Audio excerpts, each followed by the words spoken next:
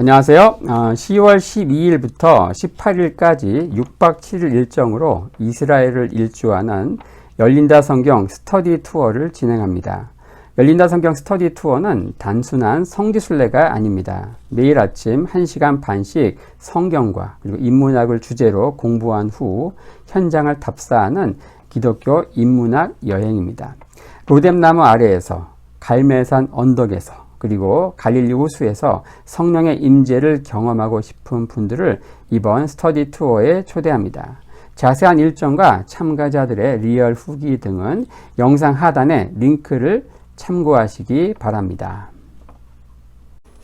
안녕하세요. 세계사엔 교회사, 세계사와 함께 푸는 스토리텔링 교회사 시간입니다. 저희가 중세 역사, 중세 교회사 살펴보고 있죠. 서로마 제국이 멸망한 476년부터 동로마 제국의 수도 콘스탄티노플이 함락되는 1453년까지의 시간을 중세 1000년을 크게 두 명의 황제 유스티니아누스와 샤를마뉴, 그리고 두 명의 교황 그리고리우스 7세, 이노센트 3세를 중요한 분기점으로 해서 살펴보고 있습니다. 자, 로마 제국의 멸망을 초래한 바로 게르만족의 대이동부터 따라가고 있는데요.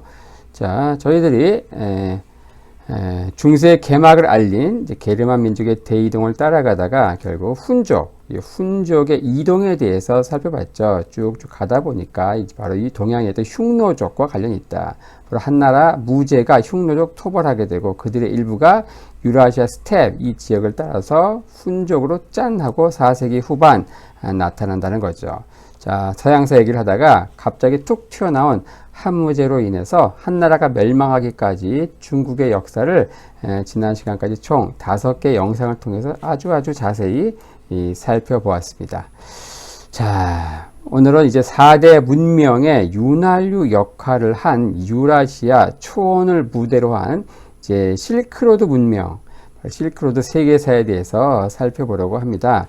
자, 오늘 첫 번째 시간인데요. 최초의 유목제국, 자, 이 실크로드에 등장한 최초의 유목제국, 서쪽에 등장한 스키타이, 그리고 동쪽에 등장한 흉노 제국의 출현에 대해서 한번 살펴보려고 합니다.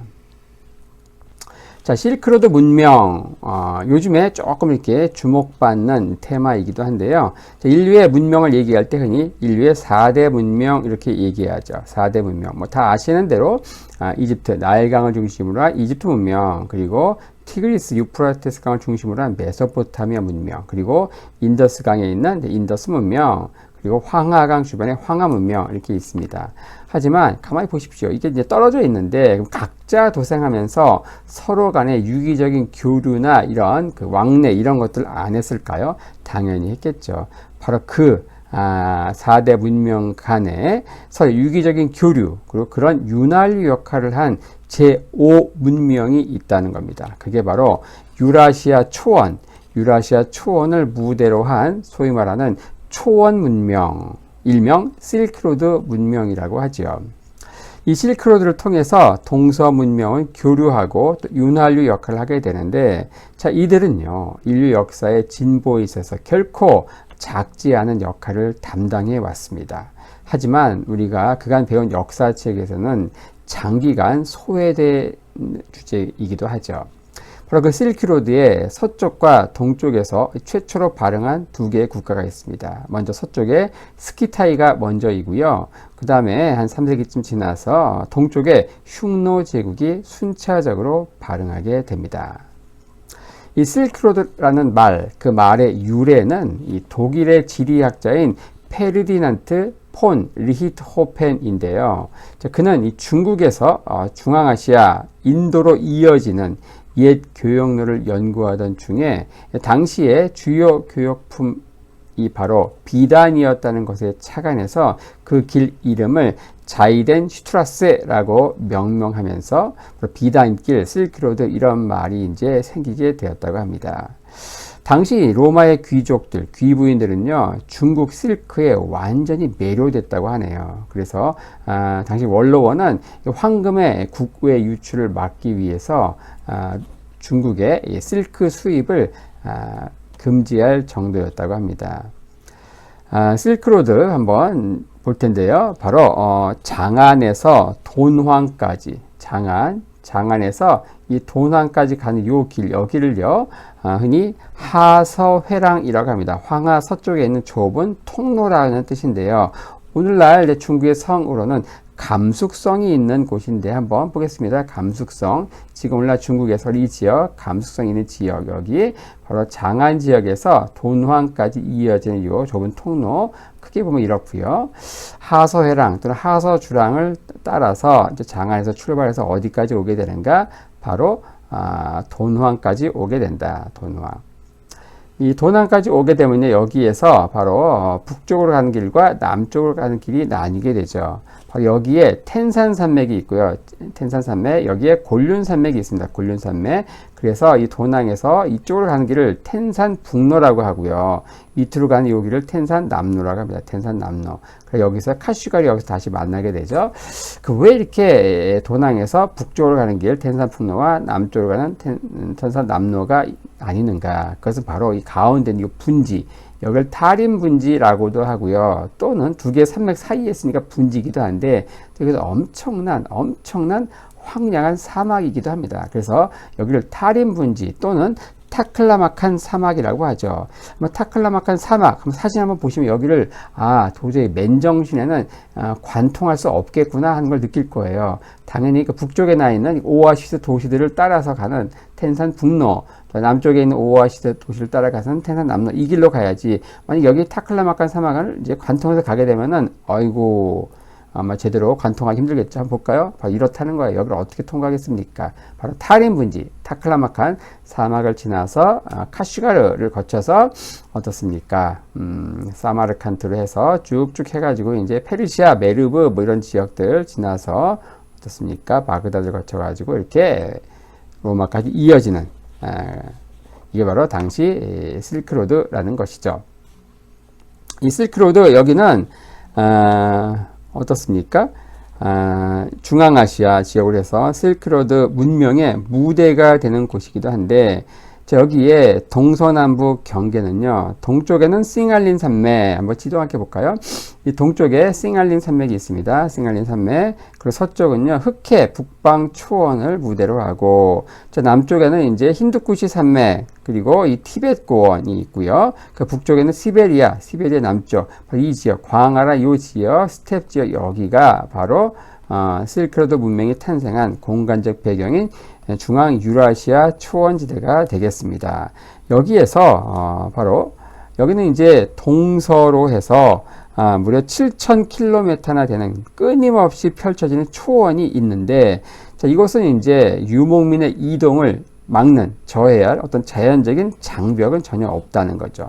그래서 이것을 무대로 해서 많은 제국들이 등장하게 되는데, 자유로운 동서 이동이 가능하기 때문에 여기서 등장한 유목 제국의 영토가 남북으로는 짧고 이 동서로 굉장히 길게 뻗어 있는 이유이기도 하죠. 바로 이 지역, 여기 중앙 유라시아 여기는요, 바로 이 동아시아에 있는 이쪽의 문명이 어떻습니까? 한자 문화권, 유교 문화권이라고 하면 동아시아, 이 서아시아 여기는 어떻습니까? 나중에 이슬람 문화권이 되죠. 하지만 이 가운데 여기 중앙 유라시아 이 지역은 어때요? 유목, 오아시스 문화권이라고 하는 자체 문명권이 발달하게 된다. 자, 이것은요, 이해하려면 초원, 그리고 사막의 관계를 좀 알아야 합니다. 이 초원에 거주하는 사람들이 바로 유목민이죠. 여기서, 순차적으로 흉노, 또 선비, 거란, 몽골과 같은 역사에 등장한 강력한 유목 제국들의 고향이 바로 이 초원지대라는 것이죠. 자, 그 다음에 사막 오아시스입니다. 사막 곳곳에 이제 흩어져 있는 오아시스 그 주변에 정주민, 딱 이제 마을을 이루고 정착해서 사는 정주민의 도시가 있다는 거예요. 자, 이 도시들이 당연히 여기저기 띄엄띄엄 떨어져 있기 때문에 굉장히 분산적이고요. 인구도 많지 않습니다. 소수의 주민들이 있죠. 바로 이들은 초원에서 발흥한 유목 제국의 지배에 늘 편입돼 있었지만, 이들은 이제 원거리 교육을 담당한 그 상인, 이 상인들로 이제 고대부터 맹활약을 이제 하게 됩니다. 이 사막 오아시스 이곳에 사는 이 정주 지역의 발달된 문화와 기술 기술을 이제 전파해서 유목민들의 그 제국 건설에 일정 부분 도움을 주기도 했지요. 바로 이 초원과 유목민, 초원에 사는 유목민, 그리고 사막 오아시스에 사는 정주민들이 정치적으로는 지배와 종속 관계에 있었지만, 바로 경제, 문화적으로는 이 교류와 호혜를 통한 긴밀한 관계를 늘 맺으며 살아왔다는 것입니다.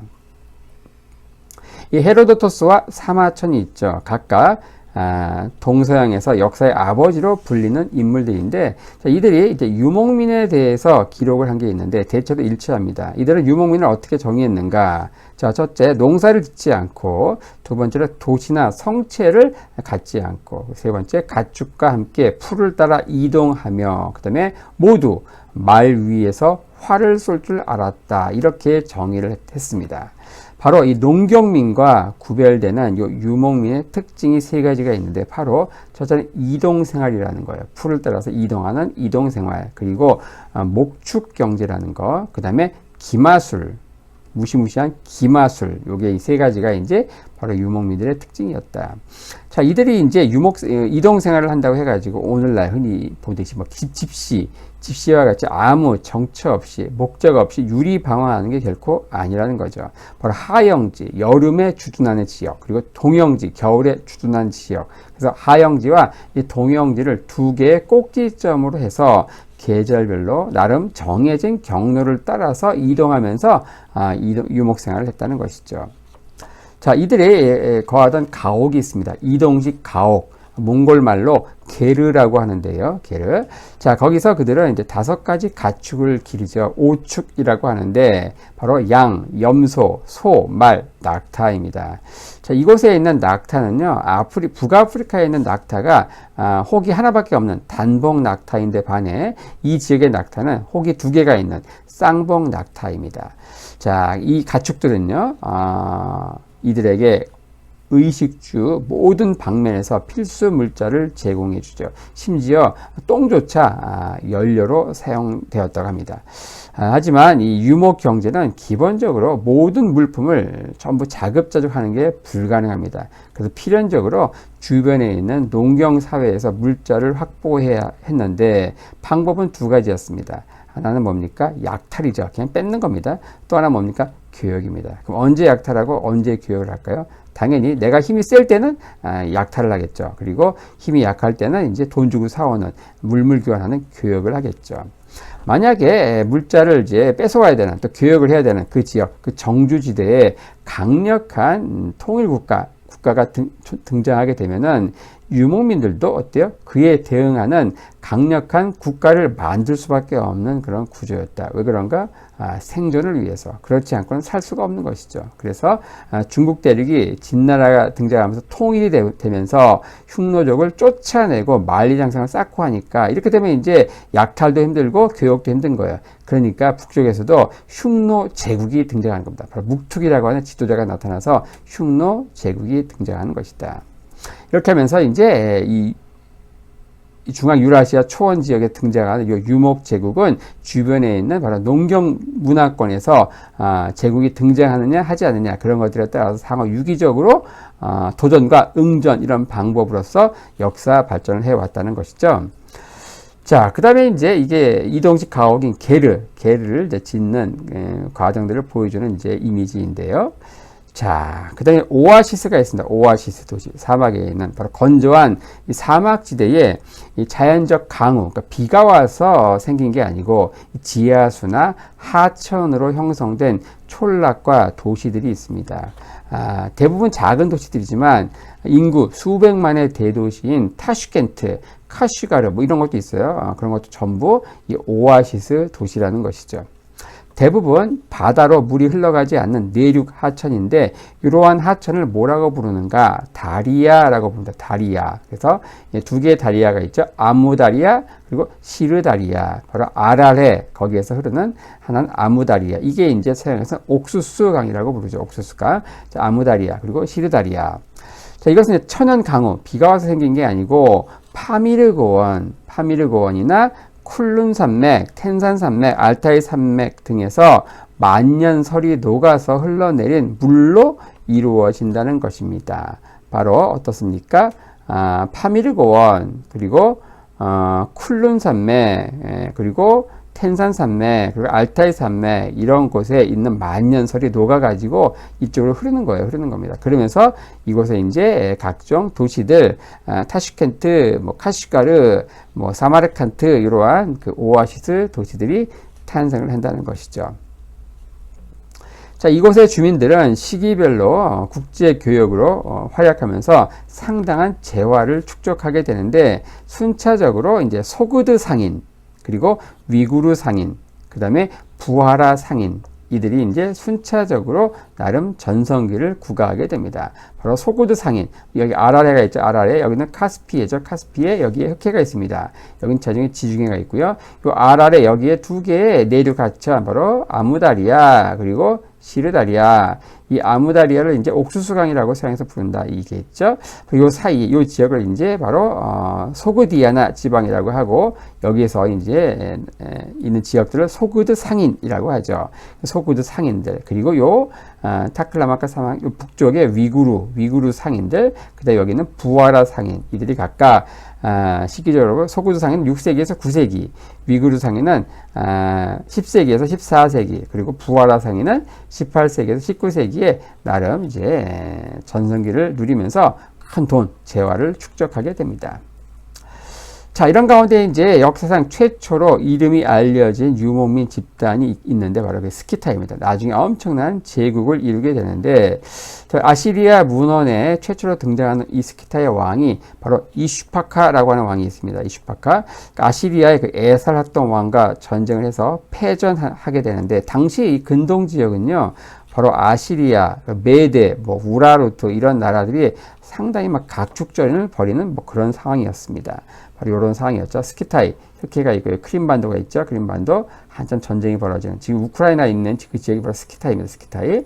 바로 당시 이 고대 근동 여기에는 아시리아 제국이 이제 맹위를 떨치고 있었고, 그리고 이제 우라르투가 또 이쪽에 있고, 그 다음에 또 이 북쪽에 메데가 있고요. 나중에 메데, 바벨론이 합쳐져 가지고 이제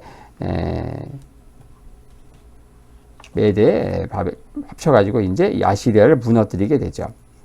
바로 이 스키타이 여기에 이제 그 파르타투아라고 하는 사람이 이집트 바로 이 아시리아에 와 혼인 동맹을 하게 되는데, 혼인 동맹, 파르타투아 아시리아와 혼인 동맹을 하게 된다. 그래서 나중에 아시리아의 수도인 니느웨가 포위됐을 때 원군을 이끌고 와서 메데군을 격파했다. 뭐 그런 기록이 또 있습니다. 자, 그리고 이집트 원정에도 참여했고요. 그리고 이집트의 파라오가 선물을 주면서 화친을 이제 청하게 되고 뭐 그런 기록들이 있습니다. 이 스키타에는 무려 28년간 중근동 지방을 호령을 했는데, 나중에 메데와의 전투에서 패전하고 카프카스 산맥을 넘어 흑해 북방 초원으로 돌아가죠. 자, 헤로도토스는 이 헤라클레스와 하반신이 뱀인 마녀 사이에서 태어난 새 쌍둥이가 스키타이의 조상이다, 이렇게 기록하고 있습니다. 바로 기마 민족의 엄청난 파괴력, 무시무시한 파괴력의 근원을 바로 그리스인들이 영웅으로 숭배하는 그 헤라클레스와 결부시켜 가지고 이렇게 그 조상을 이제 설명하고 있는 것이죠. 자, 바로 한참 전성기 때는요, 이 스키타이가 어떻습니까? 그 밑에 이 근동 지역을 통일한 누굽니까? 페르시아, 고레스의 페르시아. 이 페르시아 굉장히 이렇게 보니까 작아 보이죠? 스키타이에 비해서 엄청난 제국을 이루었다. 바로 지금 우리가 살펴보는 실크로드 문명, 중앙 유라시아 초원지대에서 서쪽 끝에서 제일 먼저 등장하는 유목 제국이 바로 이 스키타이라는 것이죠. 이 스키타이에 대한 얘기가 재미난 게 성경에도 나옵니다. 골로새서 3장 11절에 거기에는 헬라인이나 유대인이나 할레파나 무할레파나 야만인이나 스구디아인이나 종이나 자유인이 차별이 있을 수 없나니, 바로 스구디아인, 여기 바로 스키타이를 이야기하는 것이죠. 자, 그 다음에 이제 살펴볼 게 바로 흉노입니다. 흉노.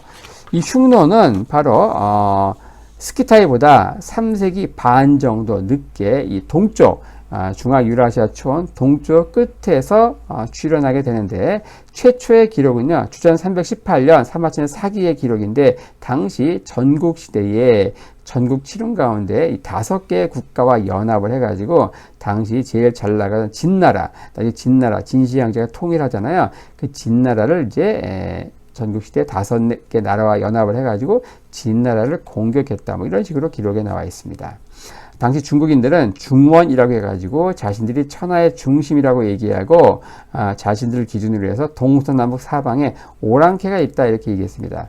그래서 동쪽의 오랑캐를 동이, 서쪽의 오랑캐는 서융, 남쪽은 남만, 북쪽은 북적 이렇게 얘기했는데 이 흉노는 이 중국 기준으로 따지면 북쪽에 있으니까 바로 북적 오랑캐에 나가겠죠.